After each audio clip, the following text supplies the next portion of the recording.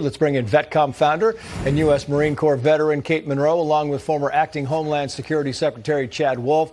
Thank you both for coming on. I want to put these back on the screen just so we have some clarity on what the designation is. The U.S. designates cartels as terrorist organizations. We're talking about Tren de Aragua, MS-13, Sinaloa Cartel, Jalisco Zetas, Gulf Cartels, Cartel Unidos, and La Nueva Familia Michoacana.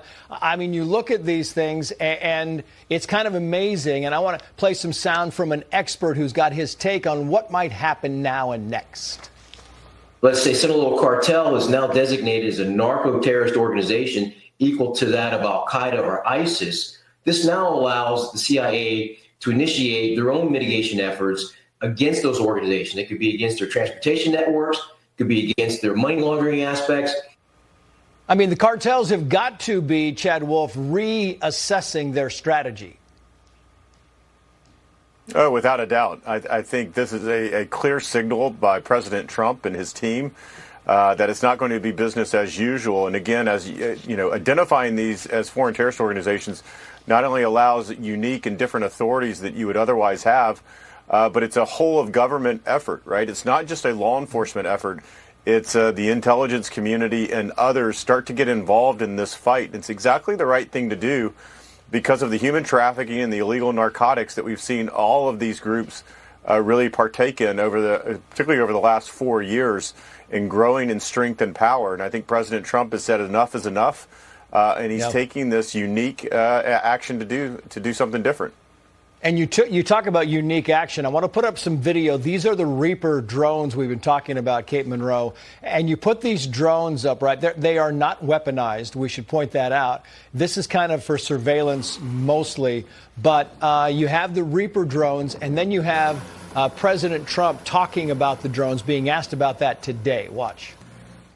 What can you tell us about the CIA drone flights over Mexico? Is this the next step in the war against the cartel? Well, we're going to see. We're dealing with Mexico. I have a very good relationship with Mexico, but I think Mexico is largely run by the cartels, and that's a sad thing to say. And if they wanted help with that, we'd give them help.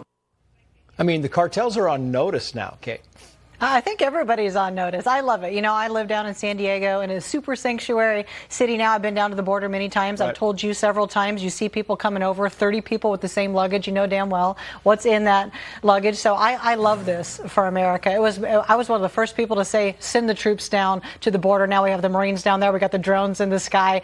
We are doing a full assault surveillance on them. And I love that, because that's putting them on notice to say, hey, we're not going to tolerate this behavior anymore. Yeah, it's amazing. Meantime, I want to go to this. This is the Coast Guard press release from tonight, Chad Wolf. It reads as follows, quoting here, the crew of the Coast Guard cutter Haddock interdicted 20 aliens aboard a 30-foot Ponga-style vessel approximately 21 miles off of Point Loma. Of course, that is the San Diego area. I mean, you talk about both Mexican and Chinese nationals aboard this Ponga boat, Chad Wolf. It kind of an indication that it's difficult these days to cross the border.